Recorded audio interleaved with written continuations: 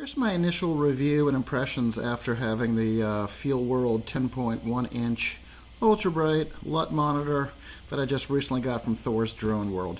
This review is going to specifically relate to using it as a HDMI monitor with a drone.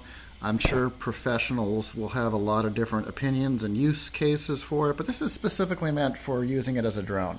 First of all, I love the real estate. Look at how much space is on that screen. Here's the RC Pro, which is similar in screen size to the Smart Controller, which is already massively improved over using it with the stock controller in your mobile phone. I don't care what size mobile phone you're using, even an iPad mini.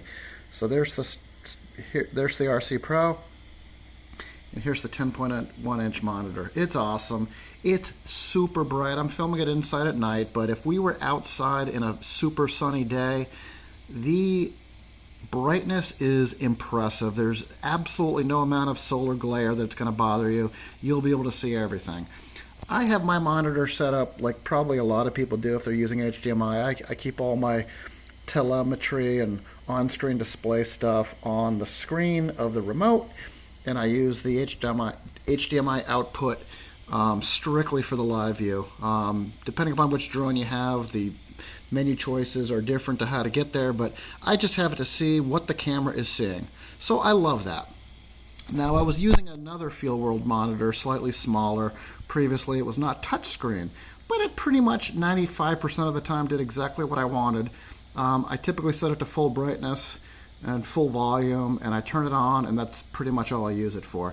Now, if you're using it for filming with video and stuff, you'll probably have a lot more use for the on-screen touch display, but it's nice to be able to kind of drag your finger down to do the backlight. You can go up and down on the backlight on the left side of the screen. You can go up and down on the volume on the other side of the screen. You can double tap to bring up the menus.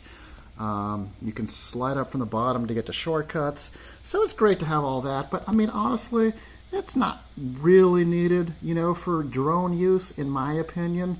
If I'm going to use zebras and peaking levels and focus assist and, you know, anything else, I'm going to put it on this display here. I'm going to have the zebra displayed down here, and I'm not going to have it on here. But if you want to, you know, you can go to the menu by hitting the scroll wheel up here. And going to analysis, and there's tons of choices. You can go to waveform, the vector scope, the histogram, focus assist, you know, the zebra there. See what I was talking about, the zebra. You can change the zebra levels, but I mean, I would just do that on the remote. But, I mean, it's nice to have it there. I don't necessarily need it. There's a lot of different options. I mean, you can do your crosshatch. Which, same thing here. I mean, if I want to do a crosshatch, I'm going to probably do it down on this screen here. You can do safe areas, crosshairs, cinema guides with different aspect ratios. You can pick your colors. That's great. I mean, some people may have a use for that. User options. You can do different LUT levels. You can change your brightness, your contrast. But again, I mean, if you're just, you can there's a scroll wheel up here that you can set for either brightness or volume. Yeah, so I've got that set for volume. I've got that set for brightness. So I just scroll it to the right, get up total brightness. There's 3 function buttons that you can assign to different things. Peak, focus assist, you know, whatever you want. There's a power button, which you need to hold for quite a few seconds to get it to come on and off. So I mean, if I'm using it for just an HDMI output monitor, it's awesome. It's huge, it's bright, it's great. So those are the good things about it. Bad things about it, it is super heavy. I mean, when you're holding this thing in your hand, it's not easy. I have a neck strap, which kind of comes in handy on a couple of occasions. If you don't get that balance just right on this screen, you know, if you have it a little bit too far forward, it's going to fall forward. If you have it a little too further back, it's going to fall back. I feel like I'm in jeopardy if that thing falls back of busting off the antennas. I've had this thing for 3 days.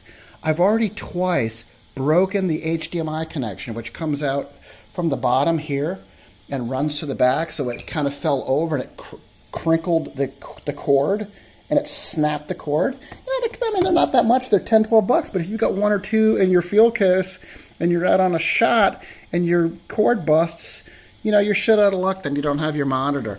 And the other thing that I find particularly flummoxing is, I'm particular about my monitor. When I'm out doing video shoots, I like having my monitor at a specific angle. I like having the antennas positioned appropriately. It's a trade-off. You're not going to be able to get your antennas positioned exactly the way you want them, because if you pull your screen too far back, it's going to point them down, and you don't want them down. If you point it too far forward, then your cable here gets to a point where you can't full stick up. The cable's hitting the stick. If you pull the cable just a little bit to the right, like I did that a few times, and all of a sudden it was hitting my record button. So I was getting all of a sudden records in the middle of it.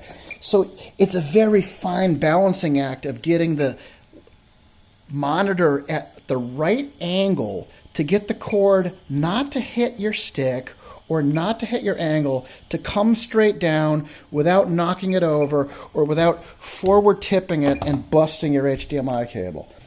On a few occasions, I've had the monitor go off. Okay, that just did, but I guess that was because actually the cable came undone. But on a few occasions, I've had let me just plug this in real quick. Okay, on a few occasions, I had it plugged in, and it's around my neck, and I'm like shooting. I've got my hands fully on the controller, and the monitor goes out, and I just have to pull the cable out and wiggle it a little bit, which isn't so bad, every once in a while. But if that becomes an ongoing problem, that will be kind of a problem. So, it is heavy. The battery, it's got 2 battery slots in here. It says that, when one battery's dead, it'll automatically flip to the other battery. But when my battery died and when I had 2 batteries in here, it turned the monitor off and it didn't automatically flip over. I had to take the battery out and then reboot it and put it when I had the other battery in here. Now it says it's supposed to be automatic. It can't run on 2 batteries at one time. It'll do one or the other battery. These batteries, if you do the typical Sony battery here, not the extended one, it's about 7-8 minutes of battery life versus 20-25 because it's so bright. So you gotta get extended batteries. Otherwise, it's like one Mavic battery for the 2, one flight for an Air 2S or a Mavic 2 Pro with 2 batteries. So it is a power sucker. It does come with an AC cord, but when you're out in the field shooting stuff, you're not going to be plugged into AC. I mean, again, that would be good for a videographer in a studio using this for something else. So get the extended batteries. I started recording this with 2 full batteries, and I'm down to 1 battery. I mean, it's a battery suck. It's bright. It's got a lot of real estate. It's got the on-screen display. The touchscreen is nice. The features are nice. 95% of the features, if you're just using it as a drone monitor for, an Autel or a DJI drone, you'll never need. But $350, it's pretty good. I mean, I do 4 or 5 flights a day. I love the real estate, and I do think it's a good investment for a weekend warrior. Probably not needed. But those are my initial thoughts on this. Great brightness, great real estate, but some complications that make it just slightly not perfect using it as a remote on a bracket with your DJI remote. Those are my thoughts. Maybe you have your own.